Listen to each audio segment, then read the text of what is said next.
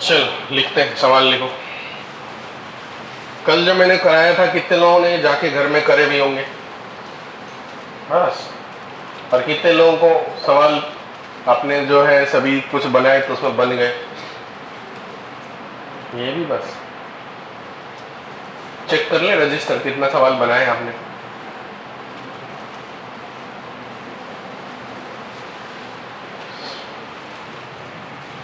कितने लोगों का पूरा सीट PYQ कंप्लीट है बताओ?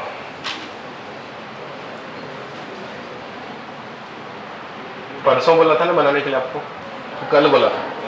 और कब तक का समय दिया था? कल तक का समय दे दिया है। ओ फिर ठीक है, कल नहीं। लिखें question. Current sensitivity of galvanometer, current sensitivity of galvanometer, current sensitivity of galvanometer 2 milliampere पर डिवीजन, 2 मिलीएम्पियर पर division end voltage sensitivity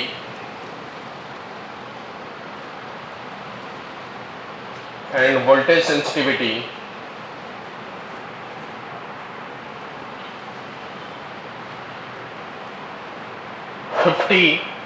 millivolt per division, 50 millivolt per division, full stop दे करके total 20 division present, 20 division present. Find the resistance required to convert it. Find the resistance required to convert it. To convert it. Number पहला, 1 number. Ammeter of range. Ammeter of range 2 ampere. दूसरा voltmeter of range. Voltmeter of range 3 volt. Voltmeter of range 3 volt. सभी लोग पहले ध्यान दे दो, current sensitivity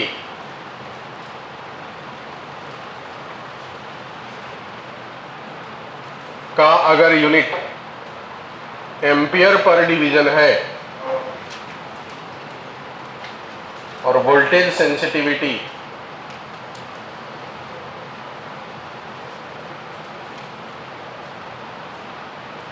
का unit volt पर division है, तो गैल्वेनोमीटर का जो रेजिस्टेंस होता है वो हो जाएगा voltage sensitivity by current sensitivity, क्योंकि रेजिस्टेंस होता है वोल्टेज बाय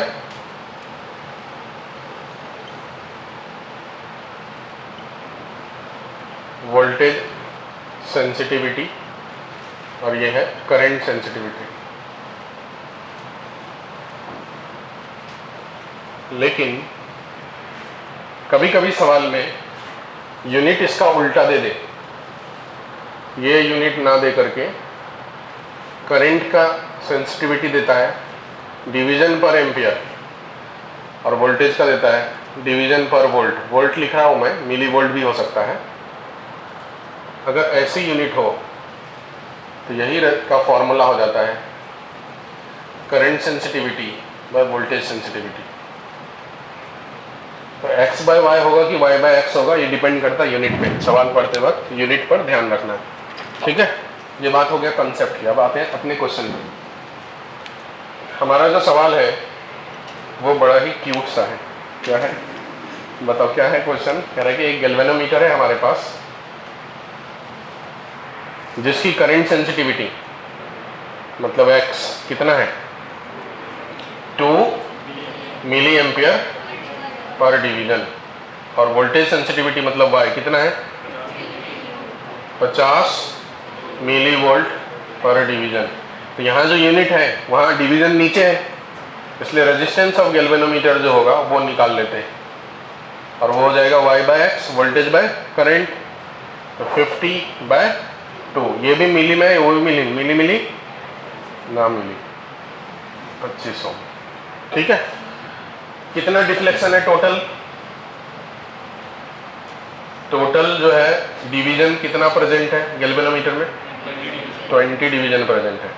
तो जो करंट इसमें जा सकता है वो कितना जा सकता है वो भी निकाल लेते हैं। देखो, एक डिवीजन 2 मिली एम्पियर, तो 20 डिवीजन में कितना मिली एम्पियर? गैल्वेनोमीटर में एक डिवीजन का डिफ्लेक्शन होता है तब जब 2 मिली एम्पियर करंट पास होता है। तो 2 डिवीजन डिफ्लेक्शन कब होगा? जब 4 पास करेंगे। और 3 कब होंगे? जब 6 पास करेंगे। तो 20 डिवीजन कब होगा? जब 40 पास करेंगे। मतलब 20 इंटू 2 मिली एम्पियर, मतलब जो करंट इन गैल्वेनोमीटर हो गया वो 40 मिली एम्पियर हो गया। इतनी बात जब हो गया, ठीक है, इतना कितने को समझा बताओ? ठीक। तो अब इसमें हमको बनाना है क्या? एमीटर। क्या रेंज का बताओ? 2 एम्पियर रेंज का एमीटर। मतलब एक ऐसा एमीटर बनाना है जो 2 एम्पियर करंट रीड करे। एमीटर बनता कैसे है? एक गैल्वेनोमीटर में शंट लगा देते हैं पैरेलल में, यही होता है। तो यहाँ 2 एम्पियर का करंट आना चाहिए तो भी ये काम करना चाहिए। इसमें से IG इधर जाएगा और रिमेनिंग यहाँ जाएगा, 2 माइनस IG, बराबर। कंसेप्ट के हिसाब से ये वोल्टेज और ये वोल्टेज बराबर होंगे। मतलब IG into G equal to 2 minus, मतलब I माइनस IG, यहाँ पर लिख देता हूँ मैं, I minus IG into S। तो हर बार S निकालने के लिए क्या करना है? IG इंटू गैल्वेनोमीटर का resistance bye I minus IG करना है। तो कितना गैल्वेनोमीटर में करंट है? 40 मिली एम्पियर बोले तो 10 टू द पावर -3। गैल्वेनोमीटर की रेजिस्टेंस कितनी कैलकुलेट करें हमने? 25 ओम डिवाइड बाय 2 एम्पियर का रेंज होना चाहिए माइनस 40 मिली एम्पियर। तो पॉइंट कितना हो जाएगा बताओ? 40 मिली एम्पियर, यही टर्म को लिखना है, 0.04। अब ये नंबर हर बार ऑलमोस्ट छोटा ही रहता है, इसे हम नेग्लेक्ट मार देते हैं। तो ऊपर में 40 10 to the power -3 into 25 by approx में इसे 2 लिख देते हैं। इसे सॉल्व करेंगे तो 20 हो जाएगा। 20 into 25 into 10 to the power -3, तो ये कितना हो जाएगा बताओ? 500 10 टू द पावर -3, 0.5 ओम। इसका मतलब अगर हमको मीटर बनाना है तो क्या करना पड़ेगा? 0.5 ओम का रेजिस्टेंस गैल्वेनोमीटर के साथ पैरेलल में कनेक्ट कर देना पड़ेगा। मतलब हमको ये हो गया हमारा आंसर। कैसे कनेक्ट करना है? पैरेलल में विथ गैल्वेनोमीटर। ठीक है। अब दूसरा सवाल है इसी में कि हमको वोल्ट मीटर बनाना है। क्या रेंज का? 3 वोल्ट का। तो वोल्ट मीटर कैसे बनता बताओ? गैल्वेनोमीटर के साथ सीरीज में रेजिस्टेंस कैलकुलेट लगा दे। ये G है, ये R है, करंट इसमें कितना गया? IG। तो ये जो 3 वोल्ट रेंज है उतना वोल्टेज होना चाहिए। तो 3 equal to IG into G plus R। इसको फिलहाल के लिए V लिखता हूँ मैं ताकि फॉर्मूला जैसा कुछ दिखेगा। तो यहाँ से G प्लस R की वैल्यू क्या आएगा? V बाय IG, यही आएगा ना। तो हमको निकालना है R, तो हो जाएगा V by IG minus R। इसमें हम डेटा रखते हैं जी, इसमें डेटा रखते हैं। कितना रेंज चाहिए? 3 वोल्ट का। करंट कितना है गैल्वेनोमीटर का? 40 milliampere, 40 into 10 to the power -3। Resistance कितना है गैल्वेनोमीटर की? 25। इसे सॉल्व करना है। ये ऊपर गया तो 1000 हो गया, 3000 बाय 40 माइनस 25। बताओ, 0 कैंसिल, 300 बाय 4 कितना हो जाएगा? 75 माइनस 25, कितना हो गया आंसर? 50 ओम को कनेक्ट करना है। कैसे कनेक्ट करना है? Series with galvanometer. बराबर बन गया। कितने लोगों को समझा बताओ? बनाओ।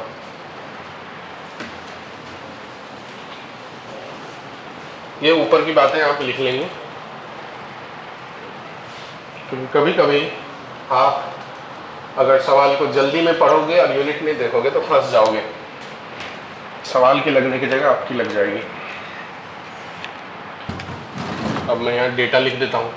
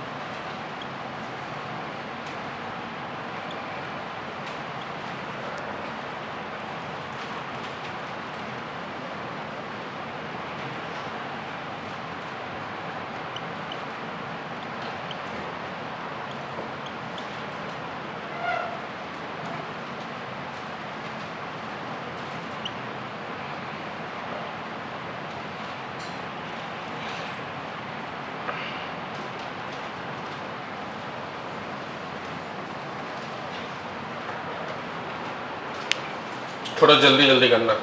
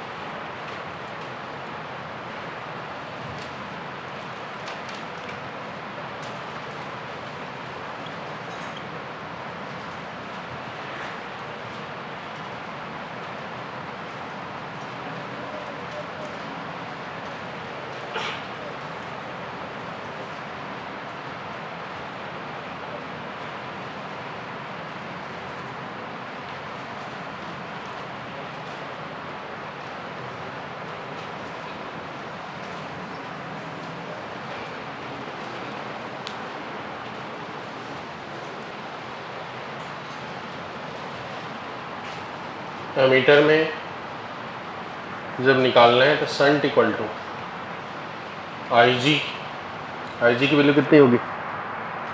40 इंटू 4, 80 ना, नहीं 160, 10⁻³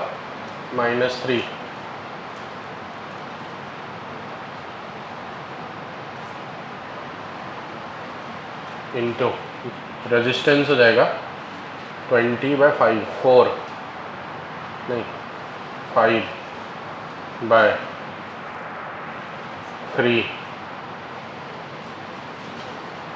बताओ इतना आया। और वोल्ट मीटर के लिए रेजिस्टेंस इक्वल टू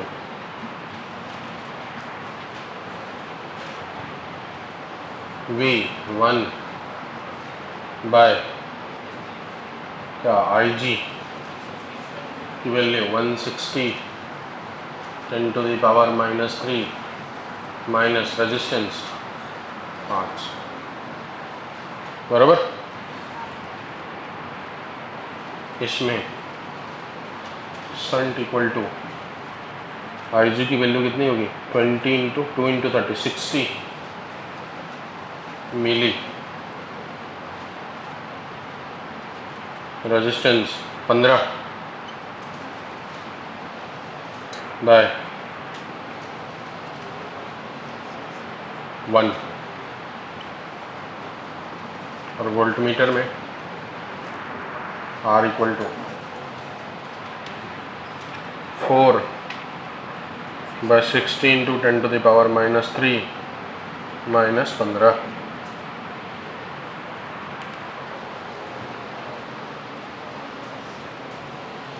इस वाले में तो सब कुछ दिया हुआ ही है।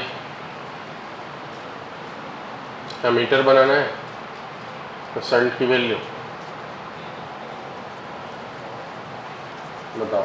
IG दिया हुआ है 10 मिली एम्पियर 10⁻³ इंटू 30/4। इस वाले में R equal to 10/10 into 10⁻³ minus 30।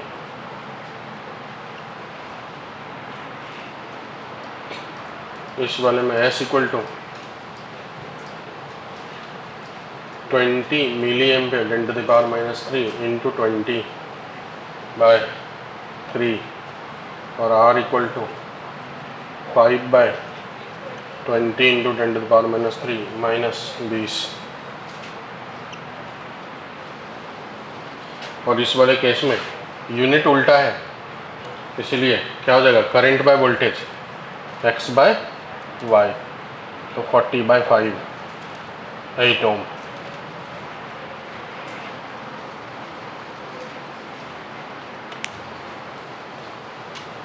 बराबर है।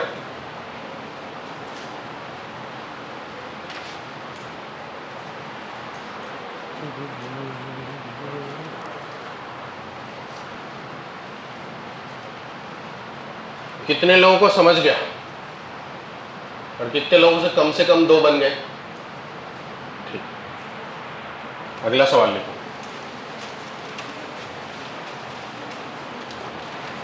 Find the resistance of shunt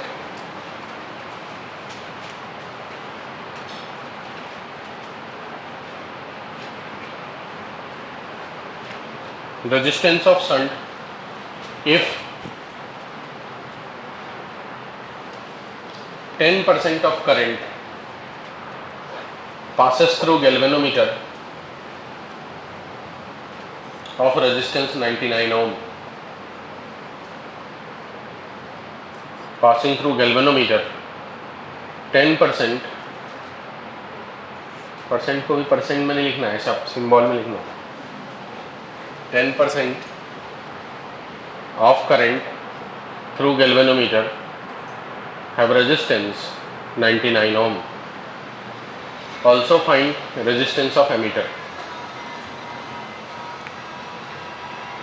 Resistance of ammeter. तो क्या मैं आपके लिए छोड़ूं कि मैं बनाऊं?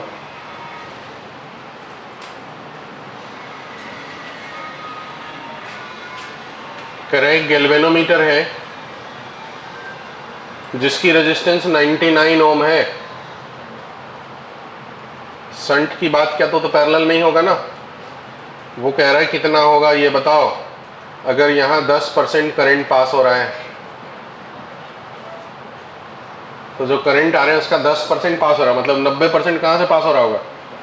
शंट से। तो करंट अगर 9 गुना है तो रेजिस्टेंस 9 गुना कम होगा कि 9 गुना ज़्यादा?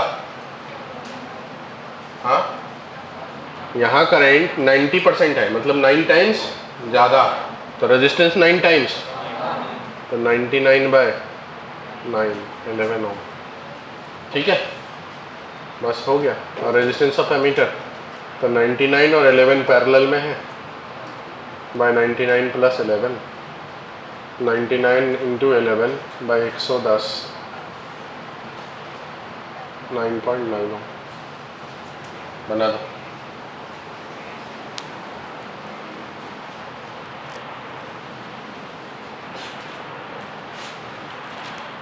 इसमें लाइन से 3-4 सवाल और देता हूँ, आप बना लो। सब में सेम सवाल है, शंट ही निकालना है। Find shunt. एमीटर का रेजिस्टेंस भी नहीं निकालना, अगर निकालने दे दे तो आप बना लेना। गैल्वेनोमीटर रेजिस्टेंस 20 ओम, यहाँ 5% पास हो रहा है करंट। सवाल नंबर 1। सवाल नंबर 2, गैल्वेनोमीटर 30 ओम, यहाँ 20% करंट पास हो रहा है।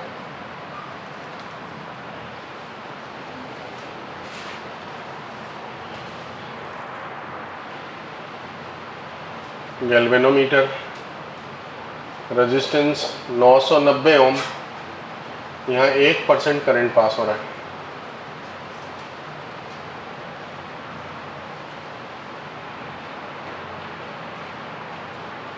गैल्वेनोमीटर रेजिस्टेंस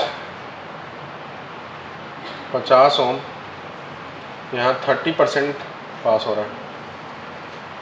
अब इससे ज़्यादा तो नहीं हो सकता, इतना ही हम कर दिया। अब बता लो।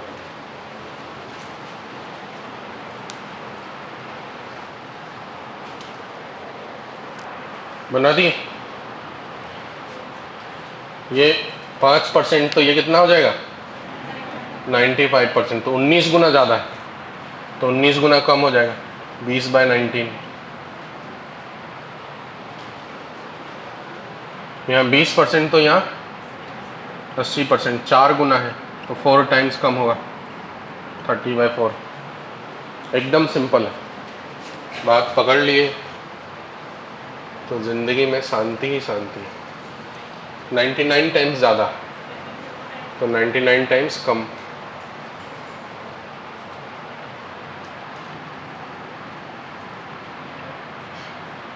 अब 30% का 70% हो गया, तो 3/7 का 7/3 हो जाएगा, बराबर। तो शंट की वैल्यू क्या हो जाएगी बताओ? किससे मल्टीप्लाई करो? यहाँ 3/7 है, तो जो इसको जी कह देता हूँ, तो G/S की जो वैल्यू होगी, करंट का रेशियो 3/7 है, तो रेजिस्टेंस का रेशियो 7/3 होनी चाहिए। तो जो S होगा 3G/7, 3 × 50/7।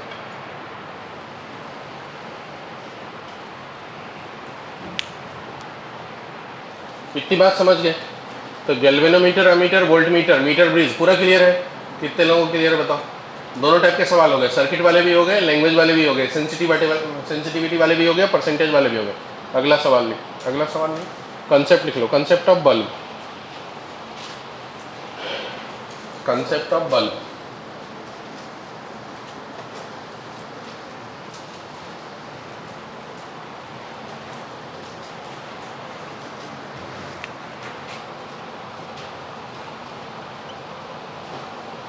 बल्ब, हीटर या कोई भी इलेक्ट्रिकल डिवाइस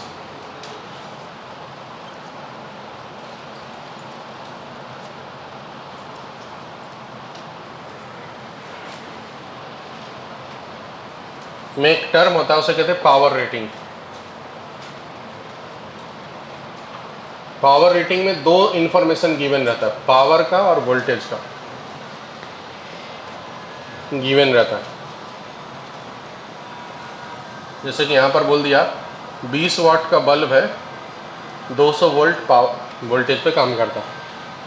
तो गिवन पावर रेटिंग से सिंपली हमको रेजिस्टेंस फाइंड करना है।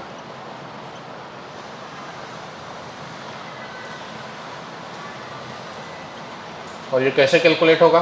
तो पावर का फॉर्मूला था V²/R, R का फॉर्मूला हो जाएगा V²/P। इससे हमको रेजिस्टेंस कैलकुलेट करना है। एक बार रेजिस्टेंस कैलकुलेट कर लिए तो जैसे मान लो इसे मैंने 100 वोल्ट पे अप्लाई किया, फिर आप इसे सिंपल सर्किट मान के सॉल्व करो। मतलब आप मानो कि ये रेजिस्टेंस है R जिसमें 100 वोल्ट लगा हुआ है बैटरी। अब ये रेजिस्टेंस R की वैल्यू V² मतलब 200 इंटू 200 बाय पावर 20, 10 कितना हो जाएगा? 2000 ना, 2000 ओम। ठीक है, अब रेजिस्टेंस और बैटरी का कंसेप्ट लगाना है पूरा। तो कुल मिलाकर के गिवन पावर रेटिंग से ये फाइंड करना है और सिंपल सर्किट मान के सवाल को सॉल्व करना है। इसमें दो कंसेप्ट आते हैं, सीरीज और पैरेलल का। तो अगर बल्ब को सीरीज में कनेक्ट करेंगे, जैसे कि मान लीजिए दो बल्ब मैंने सीरीज में कनेक्ट कर दिया, पावर P1 और P2 है, तो रेजिस्टेंस और पावर एक दूसरे के साथ इन्वर्स रिलेशन में। इसका मतलब ये हुआ रेजिस्टेंस का कॉन्सेप्ट यहाँ नहीं लगेगा, बस इसका जो उल्टा कॉन्सेप्ट है वो लगेगा।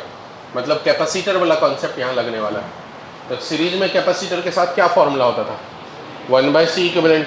तो यहाँ पर ये फॉर्मूला हो जाएगा 1/P equivalent equal to 1/P1 plus 1/P2 plus so on। अगर दो के लिए सॉल्व करेंगे तो P इक्विवेलेंट का फॉर्मूला हो जाएगा P1 P2 bye P1 plus P2। Series में क्या सेम रहता है? करंट। सीरीज में क्या सेम रहता है? करंट। एक फॉर्मूला और लिख देता हूँ, हीट निकालने का जो फॉर्मूला होता है वो पहले से बता चुका हूँ, लेकिन फिर से लिख देता हूँ, I²RT या फिर उसी को V²/R इंटू टी, या उसे I into V into T, या फिर पावर इंटू टी। ये सब हीट निकालने के फॉर्मूले हैं। और पावर के फॉर्मूले V²/R या फिर I²R या I इंटू V। ये फॉर्मूले पावर के हैं।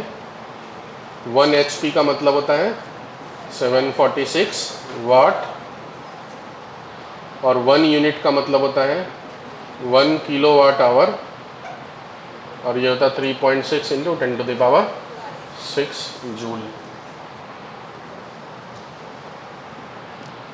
अब आप देखो ध्यान से, पावर का फॉर्मूला I²R, सीरीज में करंट सेम रहने वाला है, रेजिस्टेंस अलग रहेगा बल्ब का। तो रेजिस्टेंस जिसका ज़्यादा होगा उसमें पावर कंजम्पशन ज़्यादा होगा, जिसका रेजिस्टेंस कम होगा उसका पावर कंजम्पशन कम होगा। रेजिस्टेंस किसका ज़्यादा होगा? जिसका पावर रेटिंग कम होगा। तो जिसका पावर रेटिंग कम हुआ उसका रेजिस्टेंस ज़्यादा होगा, उसमें पावर कंजम्पशन ज़्यादा होगा, मतलब वो ज़्यादा ग्लो करेगा। तो सीरीज कनेक्शन में वो बल्ब ज़्यादा ग्लो करते हैं जिसकी पावर रेटिंग कम है। तो ये बात यहाँ लिख देता हूँ स्टार लगा करके, आप बाद में लिखना, in series bulb having low power rating will glow more, ज़्यादा ग्लो करेगा।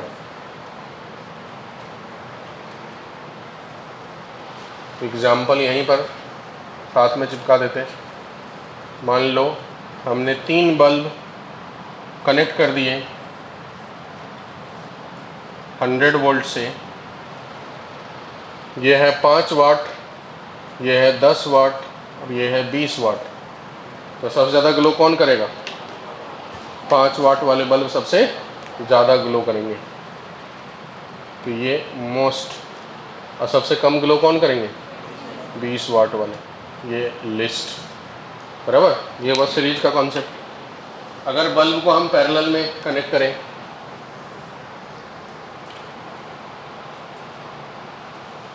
bulb in parallel,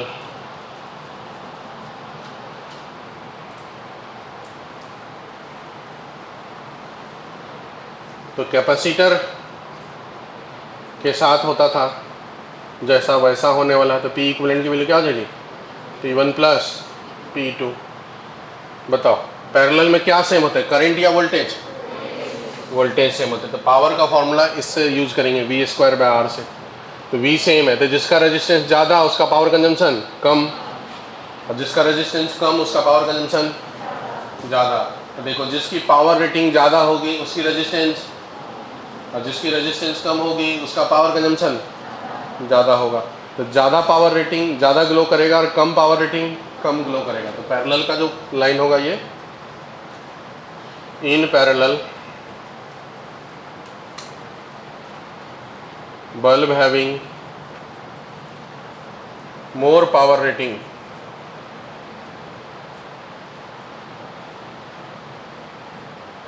will glow more। अगर एग्जाम्पल देखें सवाल में, तो मैं 3 बल्ब को पैरेलल में कनेक्ट कर देता हूँ,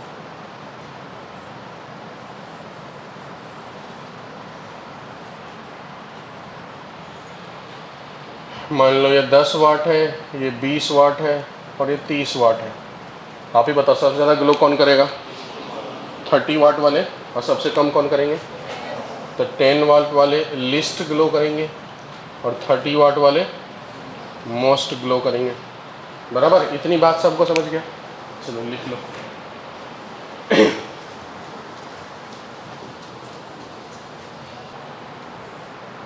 हो जाए तो सवाल करेंगे। Which bulb will glow most, least and P equivalent का कैलकुलेशन करना है। Question number 1।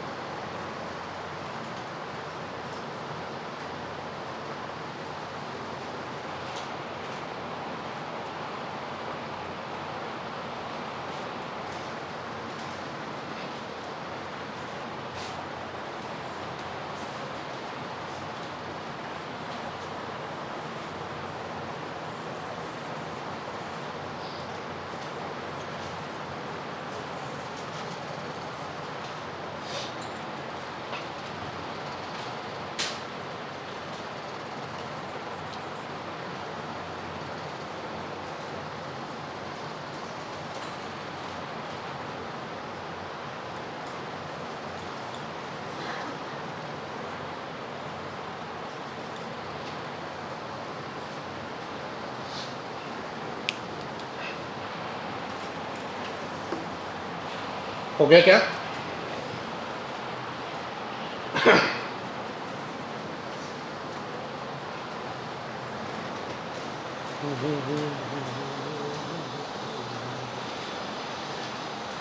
ये आप बना पाओगे कि मैं बनाऊं?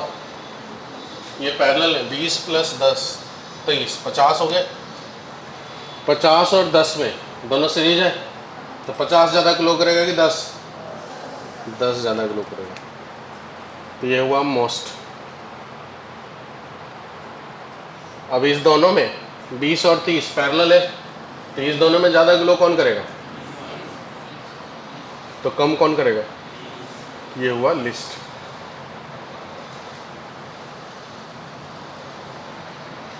इसमें 60 और 30 मिला के 20 हो जाएगा, और यहाँ 5 है। 20 और 5 में ज़्यादा ग्लो कौन करेगा? 20 वाला। मतलब ऊपर वाला दोनों मिल करके नीचे वाले से ज़्यादा ग्लो करेगा। इस दोनों में ज़्यादा ग्लो कौन करेगा? तो इसका मतलब ये हो गया मोस्ट और ये हो गया लिस्ट।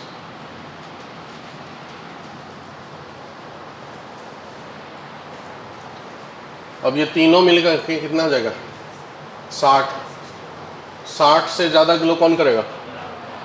ये हो गया मोस्ट। और इस 60 में सबसे ज़्यादा कौन करेगा? ये। सबसे कम ये हो गया लिस्ट। इसमें 30, 15 और 5 में ये वाला करेगा मोस्ट।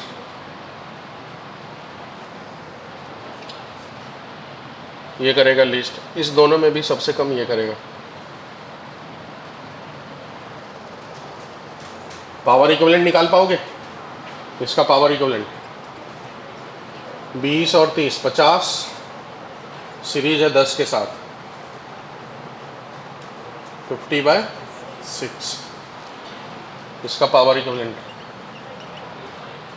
30 और 60 सीरीज है तो 20 हो गया, तो 20 + 5। इसका पावर इक्विवेलेंट 15 सीरीज है इसके साथ 30 + 20 + 60 के साथ 15 + 60 75 12। इसका पी इक्विवेलेंट 5 15 पहले सीरीज इसको सॉल्व कर लेते हैं। इसको सॉल्व करते हैं तो 5 × 15 / 5 + 15 20। तो ये हो गया 15/4 और ये हो गया 30। तो 30 × 15/4 / 30 + 15/4 ये हो गया पावर इक्विवेलेंट। 30 × 15 / 120 + 15 135।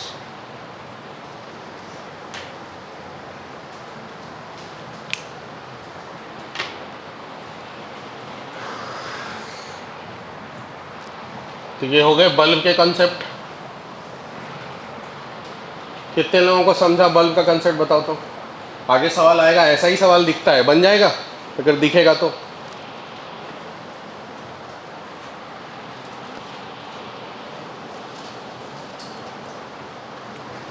अब लिखना फ्यूज के बारे में। फ्यूज के बारे में बताओ, इसकी रेजिस्टेंस कम होनी चाहिए कि ज़्यादा? आपके बोलने से पहले मैं लिख दे रहा हूँ, आपको बोलना चाहिए। बताओ कम होना चाहिए कि ज़्यादा? कम। और मेल्टिंग पॉइंट? ज़्यादा, हाई मेल्टिंग पॉइंट। इसकी जो करंट होती, क्रिटिकल करंट जिसे बोलते हैं, वो उसकी मैक्सिमम वैल्यू है कि मिनिमम वैल्यू है? बताओ। फ्यूज जो है उसके थ्रू जो करंट जाता है, जिसका डेटा दिया रहता है, जो क्रिटिकल करंट, जैसे कि 5 एम्पियर करंट फ्यूज है। 5 एम्पियर फ्यूज मतलब उसको कब तक सेफ है? 5 एम्पियर तक सेफ है, बराबर। मतलब जो ये डेटा है वो मैक्सिमम है। मतलब करंट क्या होना चाहिए?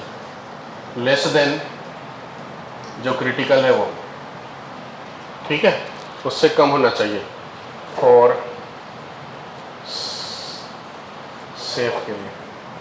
अगर करंट ज़्यादा पास कर गया, 5 एम्पियर का करंट है, मतलब फ्यूज है, अगर 5 एम्पियर से ज़्यादा करंट पास कर गया तो फ्यूज मेल्ट हो जाएगा, सर्किट ब्रेक हो जाएगी, बराबर। इतनी बातें फ्यूज के बारे में लिख लें। फिर एक न्यूमेरिकल कर लेते हैं।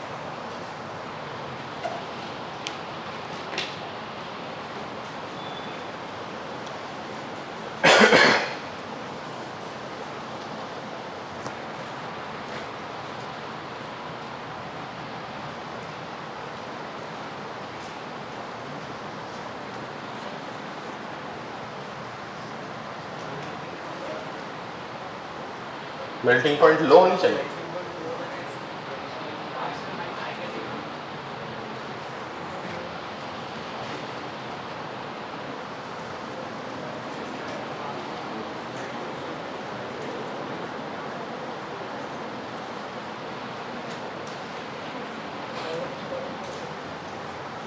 एक मिनट हमको सोचते हैं।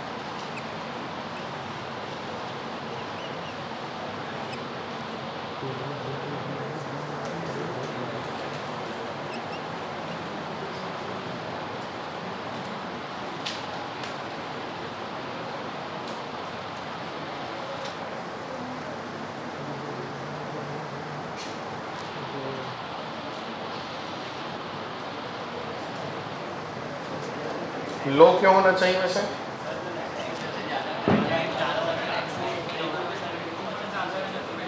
क्या बोल रहे हैं? ओ हाँ बराबर, सही बात। हाँ इससे ठीक है। फिर फ्यूज़ नहीं होगा तो सेफ नहीं रहेगा ना सर्किट। फ्यूज़ का तो यूज़ करते हैं हमारे घर के सर्किट को सेफ रखने के लिए।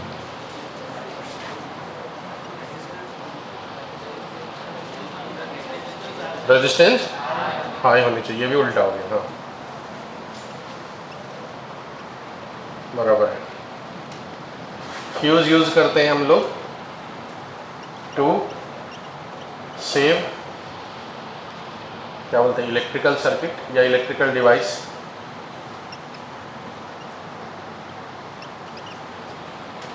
In house. घर के अंदर जो इलेक्ट्रिकल डिवाइस है सेव रखने के लिए फ्यूज़ यूज़ करते हैं। सच में मेल्टिंग पॉइंट अगर ज़्यादा हो गया तो मेल्ट ही नहीं होगी, तो फिर सर्किट ब्रेक नहीं होगा। तो सर्किट ब्रेक होना चाहिए ज़्यादा करंट पे। सर्किट ब्रेक होगा तभी घर के सर्किट सेफ रहेंगे, घर में लगा हुआ डिवाइस सेफ रहेंगे। लिखिए, एक सवाल लिखिए।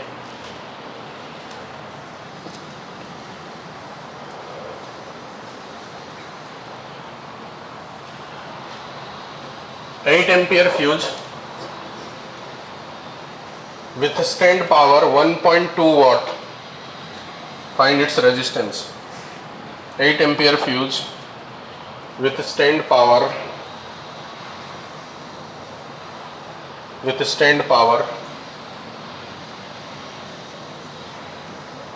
1.2 watt, find resistance।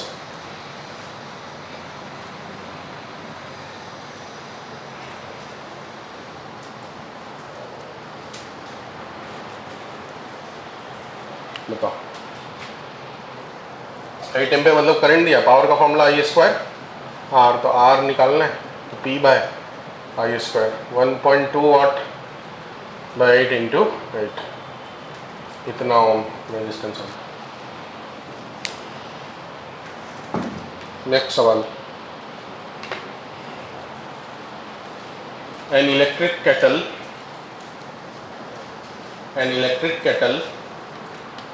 having current 2 ampere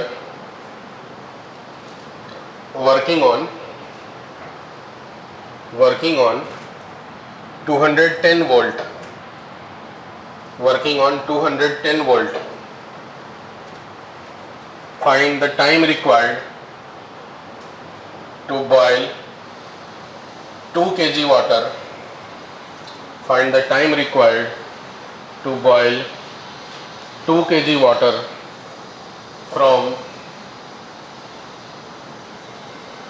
the temperature 20 degree,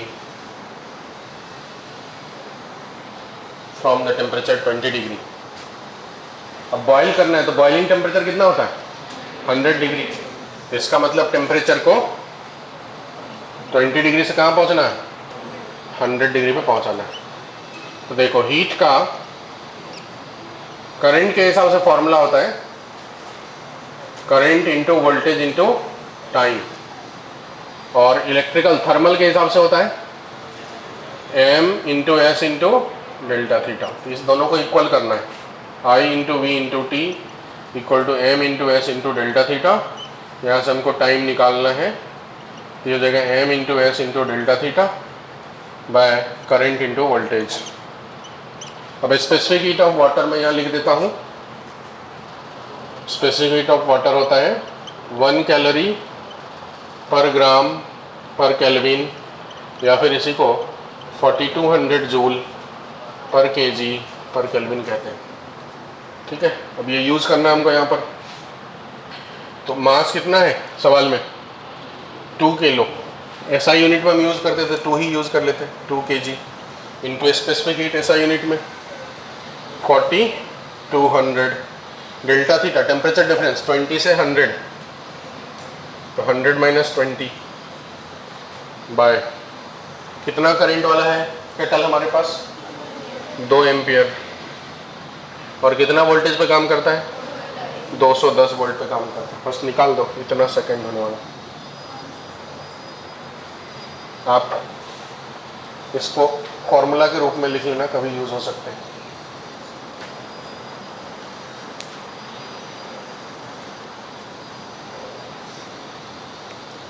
तो यहाँ से ये हो जाएगा 2 कैंसल, 0 कैंसल, 21 20 हो गए।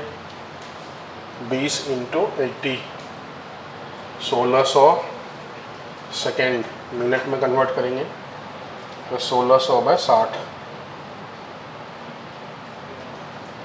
80 बाय 3 मिनट, 26.66।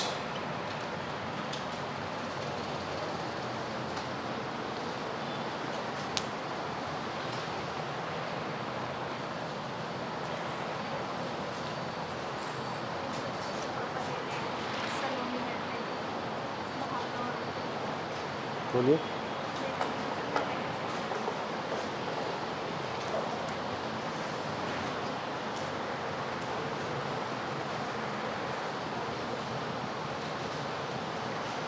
हो गया, लिखिए।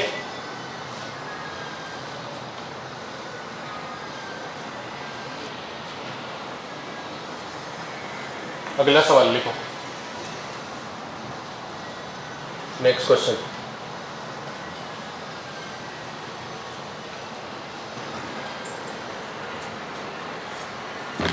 Heater A boil the water. नाम क्या है मैम बताइए ना? सलोनी, इसलिए तो माइक बोला था लेने के लिए। यहाँ कोई है सलोनी? हाँ, तो क्या बोल रहा था मैं? Heater A boil the water in time t1,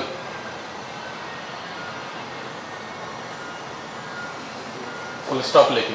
heater B boil same water in time t2, find the time required to boil same amount of water. Find the time required to boil same amount of water if the heater are connected. पहला in series, दूसरा in parallel.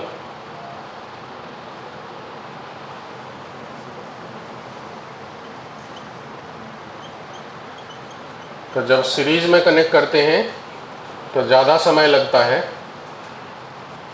तब time equivalent का formula होता है t1 plus t2। और जब parallel में connect करते हैं तो कम समय लगता है, फॉर्मूला होता है t1 t2 bye t1 plus t2। आप इसे लिख लो, बोलोगे तो मैं इसे प्रूफ कर देता हूँ। हीट इक्वल टू, जब A का यूज़ किए तो V square by resistance R1 into time T1। जब B का यूज़ करेंगे सेम अमाउंट ऑफ वाटर, तो सेम हीट चाहिए, V square by resistance R2 into time T2 लगा। जब हम सीरीज में यूज़ करेंगे, सेम अमाउंट हीट करना है, तो heat equal to V square by resistance in series into time in series लगेगा। और अगर पैरेलल में यूज़ करेंगे सेम अमाउंट ऑफ वाटर तो same heat, V square by resistance in parallel into time in parallel. ये 4 equation है हमारे पास जिसके हेल्प से हमको रिलेशन निकालना है। Same amount of water her bar heat करना, इसलिए सब में लेफ्ट साइड में क्यू ही लिखा मैंने, क्योंकि same amount of water heat करना मतलब सेम हीट लगने वाला। 4 तरीके से हमने कहा, पहले सिर्फ ए यूज़ करे, बाद में सिर्फ बी यूज़ करे, तीसरे बार में दोनों को सीरीज में यूज़ किया, चौथे बार में पैरेलल में यूज़ किया। तब आंसर निकालते हैं। अगर हमने सीरीज में यूज़ करेंगे हीटर को तो रेजिस्टेंस का जो सीरीज में आने वाला वैल्यू है वो होगा R1 प्लस R2। और अगर हम पैरेलल में यूज़ करें हीटर को तो 1 बाय रेजिस्टेंस इन पैरेलल जो आएगा वो आएगा 1 bye R1 plus 1 bye R2। ये तो सबको पता है। अब यहाँ से देखो रेजिस्टेंस इन सीरीज, ये निकालने का प्रयास करते हैं। ये आएगा देखो क्या, V square by Q into T S, V square by Q into time in series. R1 की जगह लिखता हूँ, क्या आएगा बताओ, V square by Q into T1, और R2 की जगह V square by Q into T2। ये कैंसल, तो TS इक्वल टू आ गया T1 प्लस T2। ठीक है, पैरेलल में बात करेंगे तो यही था, रेजिस्टेंस इन पैरेलल की जगह यहाँ से निकालिए,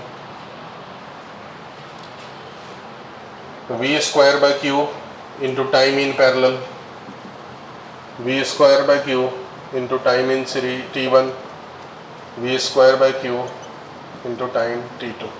we square by Q cancel हो गया, 1 by time in parallel equal to 1 by T1 plus 1 by T2। ये आ गया।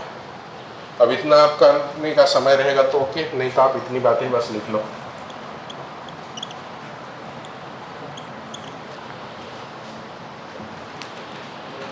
लिखो ना, आपके पास लिखा हुआ है, जिनके पास नहीं फटाफट लिखो, हटाओ।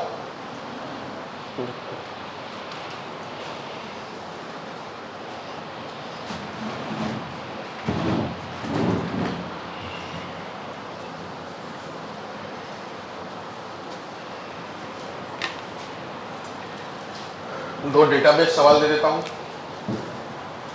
क्वेश्चन नंबर 1, ए को लगता है 4 मिनट, बी को लगता है 6 मिनट, तो सीरीज में कितना लगेगा और पैरेलल में कितना लगेगा। क्वेश्चन नंबर 2, ए को लगता है 5 मिनट, बी को लगता है 15 मिनट। वर्ड में नहीं लिखा रहा हूँ, सवाल वर्ड में मिलेगा तो आप बना पाओगे, इंग्लिश समझ लोगे। ठीक है, सारा समस्या इंग्लिश का ही है। ये अंग्रेज चले गए लेकिन पीछा नहीं छोड़ा। बन गया, अगला सवाल।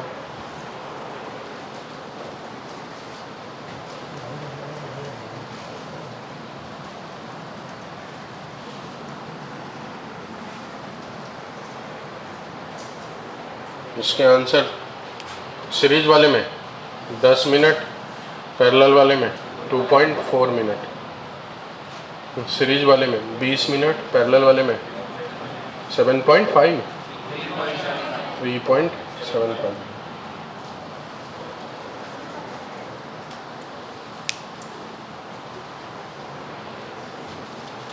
.75 कैसा है ये पूछ रहे हैं।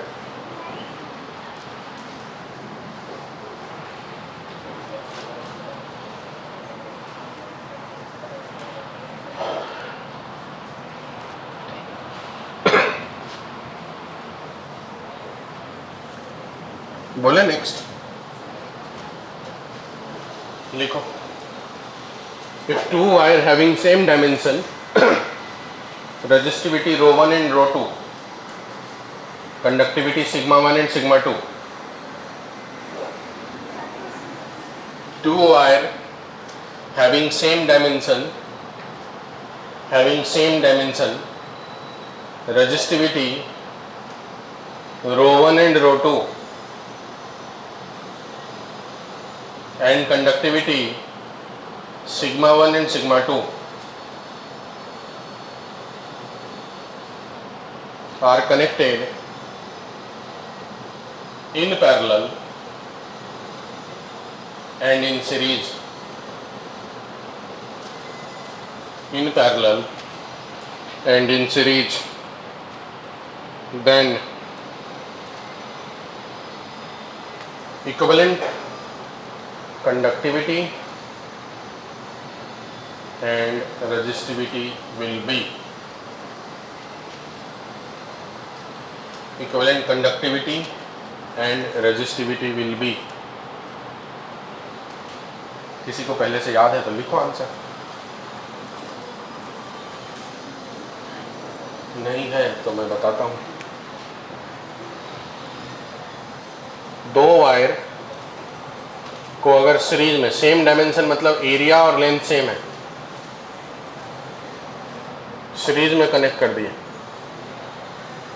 इसका रो 1 सिग्मा 1, इसका रो 2 सिग्मा 2। सीरीज में रेजिस्टेंस ज़्यादा होता है इसलिए रेजिस्टिविटी ज़्यादा होगी, लाइन पर ध्यान देना, चीज़ें याद रहेगी। सीरीज में रेजिस्टेंस ज़्यादा होता है इसलिए रेजिस्टिविटी ज़्यादा होगी। और अरिथमेटिक और हार्मोनिक मीन, यहाँ पर दो ही ऑप्शंस होते हैं। अरिथमेटिक मीन की वैल्यू हार्मोनिक मीन से ज़्यादा होगी। इसका मतलब सीरीज में जब रेजिस्टिविटी का इक्विवेलेंट निकालेंगे तो आएगा अरिथमेटिक मीन, मतलब रो 1 प्लस रो 2 बाई 2।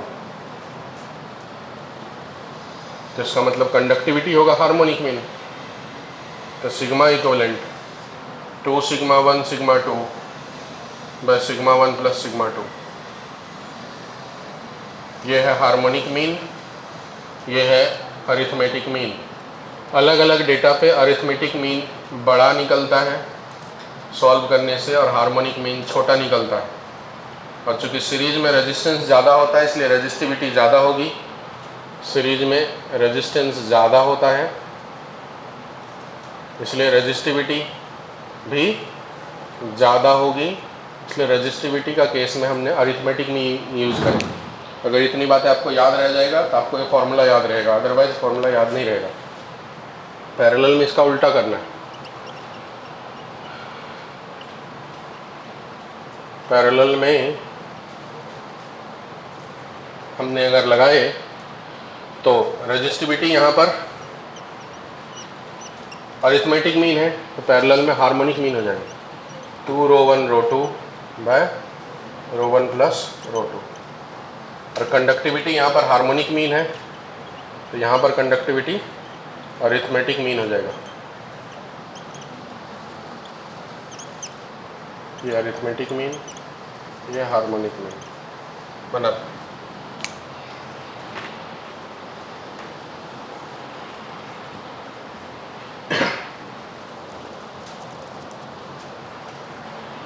आप इस लॉजिक से सभी बातें याद रखेंगी तो आसानी से बन जाएगा, मतलब याद रह जाएगा। दो ही बातें फॉर्मूला यूज़ होता है, एक अरिथमेटिक मीन और हार्मोनिक मीन। कन्फ्यूजन इसी बात में होगा कि किस में किसका अरिथमेटिक मीन और किसका हार्मोनिक मीन, क्योंकि यहाँ 4 क्वांटिटी है। तो आप अगर मान लो ये बातें भूल जाए तो इतनी बात तो सबको पता है कि सीरीज में रेजिस्टेंस ज़्यादा होता है, पैरेलल में रेजिस्टेंस कम होता है। अब अरिथमेटिक और हार्मोनिक में कौन बड़ा कौन छोटा था, 2 नंबर ले लेना, कोई भी 2 अनइक्वल नंबर लेना। इक्वल में दोनों वैल्यू सेम हो जाती है। जैसे मान लो हमने एक रैंडम नंबर 1 लिया और 2 लिए, इसका जब अरिथमेटिक मीन निकालेंगे तो 1 प्लस 2 बाई 2 1.5 आ जाएगा। और जब इसका हम हार्मोनिक मीन निकालेंगे तो 2 इंटू 1 इंटू 2 बाई 1 प्लस 2, तो ऊपर में 4 नीचे में 3 1.3। तो अपने आप पता चल गया कि ये छोटा है और ये बड़ा है। और जैसे पता चल गया तो फट से आंसर दे देंगे। ठीक है, कोई भी नंबर से, एग्जांपल के लिए मैंने 1 और 2 लिया, आप 2 3 ले लो, 4 5 ले लो, कोई भी अनइक्वल नंबर ले लोगे, हार्मोनिक अरिथमेटिक मीन बड़ा आएगा, हार्मोनिक मीन छोटा आएगा। और सबको ये लाइन याद है कि सीरीज में रेजिस्टेंस ज़्यादा होता है, जैसा बिहेव रेजिस्टेंस करेगा वैसा ही बिहेव रेजिस्टिविटी करेगा, और उसका उल्टा बिहेव कंडक्टिविटी करेगा। ठीक है, तो सीरीज में रेजिस्टेंस ज़्यादा होता है तो रेजिस्टिविटी भी ज़्यादा होगी, तो दोनों में से अरिथमेटिक मीन वाला आंसर रेजिस्टिविटी का होगा, हार्मोनिक मीन वाला आंसर कंडक्टिविटी का होगा। ठीक है। पैरेलल में रेजिस्टेंस कम होता है तो रेजिस्टिविटी भी कम होगी, इसलिए रेजिस्टिविटी में हार्मोनिक मीन वाला आंसर होगा और कंडक्टिविटी ज़्यादा हो जाएगा, इसलिए कंडक्टिविटी अरिथमेटिक मीन वाला आंसर होगा। आप ऐसे करके याद रख सकते हो तो आपको चीज़ें आसान हो जाएंगी।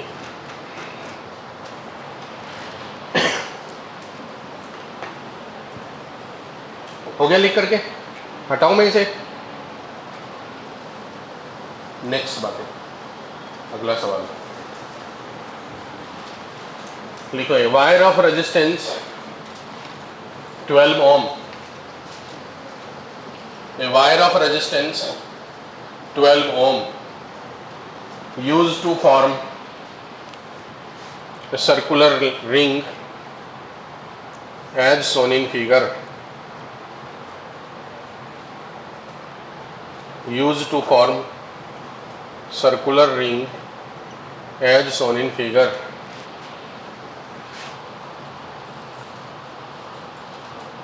टोटल रेजिस्टेंस 12 ओम है as shown in figure. Then find equivalent resistance between A and B.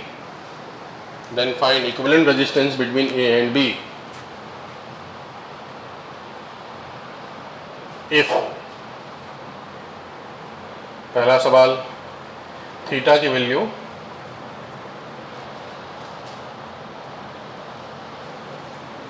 20 degree हो, दूसरा थीटा की वैल्यू 30 डिग्री हो, तीसरा, अलग अलग सवाल इसी में दे रहा हूँ, थीटा की वैल्यू 45 डिग्री हो, चौथा थीटा की वैल्यू 60 डिग्री हो, पांचवा थीटा की वैल्यू 90 डिग्री हो, छठा थीटा की वैल्यू 120 डिग्री हो, सातवां थीटा की वैल्यू 180 डिग्री हो।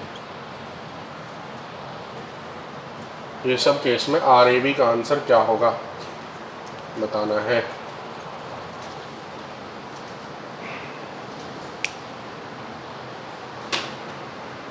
एक सवाल के अंदर ही 6 सवाल हैं, आप बनाएं, आपको कोई एक ही आएगा।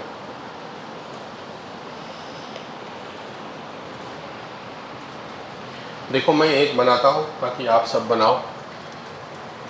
अगर थीटा 20 डिग्री हो तो एंगल का रेशियो क्या होगा? अगर ये 20 है तो ये 340 होंगे, ये 360 माइनस थीटा ना,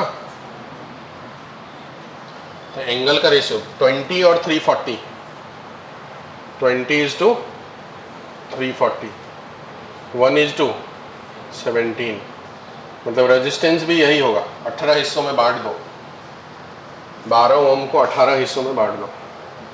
ठीक है, 18 हिस्सों में बांटेंगे कितना हो जाएगा बताओ? एक हिस्सा 12/18, 12/18 क्या बोलेंगे? 2/3, एक हिस्सा 2/3, तो दूसरा हिस्सा 17 × 2/3। ये बात सबको समझा कि नहीं पहले ये बताओ? एक हिस्सा 2/3, दूसरा हिस्सा 17 × 2/3। अब ये नहीं समझा तो मैं क्या करूं? मुझे लगता है जंप लगा देना पड़ेगा। रेशियो अगर 1:17 है तो x और 17x = 12, 13x = 12, ऐसे समझो जिनको नहीं समझ रहा। 12/18, 2/3, इसलिए एक रेजिस्टेंस हुआ 2/3, दूसरा हुआ 17 × 2/3। अब ये पैरेलल कनेक्शन है, तो पैरेलल कनेक्शन है तो उस हिसाब से RAB की वैल्यू बताओ। पैरेलल में कैसे सॉल्व करते बताओ? R1 R2 बाय, तो इसे सॉल्व करना 2/3 × 34/3, बाय दोनों को ऐड करेंगे तो 12 ही मिलने वाला है। सॉल्व करके निकालो। ऐसा ही कॉन्सेप्ट सब में लगाना।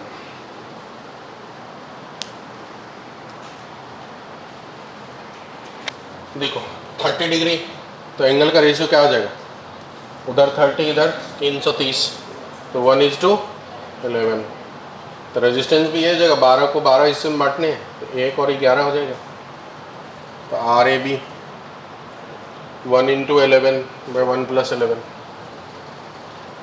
45 डिग्री में, ऊपर 45, नीचे कितना आ जाएगा 45 से कितना हो जाएगा 8 टाइम्स ना, तो 1:7 ना, 1:7। 12 को 8 हिस्सों में बांट दो, तो एक हिस्सा हो गया 1.5 और दूसरा हिस्सा हो गया 10.5। तो यहाँ RAB की वैल्यू 1.5 इंटू 10.5 बाय 12, फिर 60, 6 हिस्सा, तो 1:5, 6 में बांटोगे तो एक का 2 होगा, दूसरे का 10 होगा। RAB 2 इंटू 10 बाय 2 प्लस 10, फिर 90, 4 हिस्सा 1:3। 12 को 4 हिस्से में बांटेंगे तो एक हो गया 3 ओम, दूसरा हो गया 9 ohm. RAB 3 into 9 by 3 plus 9, 120, 3 हिस्सा, तो 1:2, 3 हिस्से में बांटो, एक हो गया 4, दूसरा हो गया 8, तो RAB 4 इंटू 8 बाय 4 प्लस 8, 180 मतलब 2 हिस्सा, 1 इंटू 1 मतलब 6 और 6, तो RAB हो गया 3।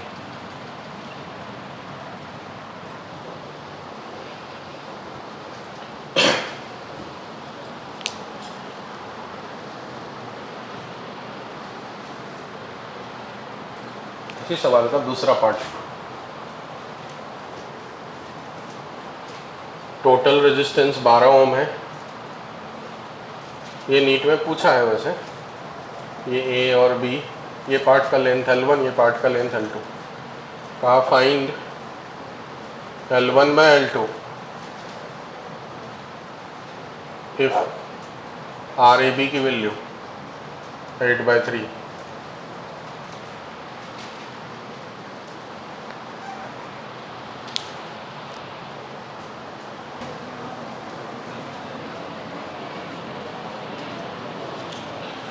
आया, देखो जो लेंथ है वही लेंथ के करस्पॉन्डिंग ही रेजिस्टेंस होता है, तो जो रेजिस्टेंस का रेशियो होगा वही होगा लेंथ का रेशियो। माना कि इसकी रेजिस्टेंस x है, इसका हो जाएगा 12 माइनस एक्स। इसी दोनों का पैरेलल कॉम्बिनेशन 8/3 है, मतलब जो 8/3 है वो actually x into 12 minus X by X plus 12 minus X, 12 हो जाएगा। इसको सॉल्व करके x निकालना है, इधर लाओ 8 into 12/3 equal to X into 12 minus X, तो 8 into 4 equal to X into 12 minus X. ठीक है, अब इसको सॉल्व करेंगे तो x की वैल्यू आ जाएगी। डायग्राम को देखने से पता चल रहा है ये कैसे बातें कर रहे हैं, ये छोटा है और ये बड़ा है, ऐसा डायग्राम को देख के प्रतीत हो रहा है। तो ये 2 टर्म का मल्टीप्लिकेशन है, ये भी 2 टर्म का मल्टीप्लिकेशन है, इस दोनों को ऐड करने पे 12 हो रहा है। तो सिंपली समझ में आ रहा है कि यहाँ x जो छोटा वैल्यू होगी वो 4 होगी, तो 12 माइनस एक्स की वैल्यू क्या होगी 8। और किसी को अगर ये लॉजिक नहीं बैठता हो तो सॉल्व करना कैसे, उसके लिए मैं यहाँ सॉल्व कर देता हूँ। 8 इंटू 4 12, 8 इंटू 4 32 इक्वल टू हो गया उधर 12x माइनस एक्स स्क्वायर, इधर लाएंगे X square minus 12x plus 32 equal to 0। अब इसे सॉल्व करना है, X square minus 8x minus 4x plus 32 equal to 0। x common लेंगे तो x माइनस 8 माइनस 4 कॉमन लेंगे तो x माइनस 8 इक्वल टू 0। ये हुआ x minus 4, x minus 8 equal to 0। तो यहीं से आया x की वैल्यू 4 और x की वैल्यू 8। डायग्राम को देख के समझ में आ रहा है कि छोटा वैल्यू x का होने वाला है, तो ये वाला वैल्यू 4 हो गया, तो ये वाला वैल्यू 8 हो गया। तो जो रेशियो इसका है वही रेशियो लेंथ का होगा, 4/8 1/2। सभी सवाल हो गए, सभी कॉन्सेप्ट हो गए, ध्यान करो तो, जो लोग पढ़े हो तो ध्यान करो। हाँ हो गए। अब एक दो सवाल आर इक्विवेलेंट से रिलेटेड थोड़ा सा बड़ा वाला बचा हुआ है जो कि हम अगली क्लास में कर देंगे।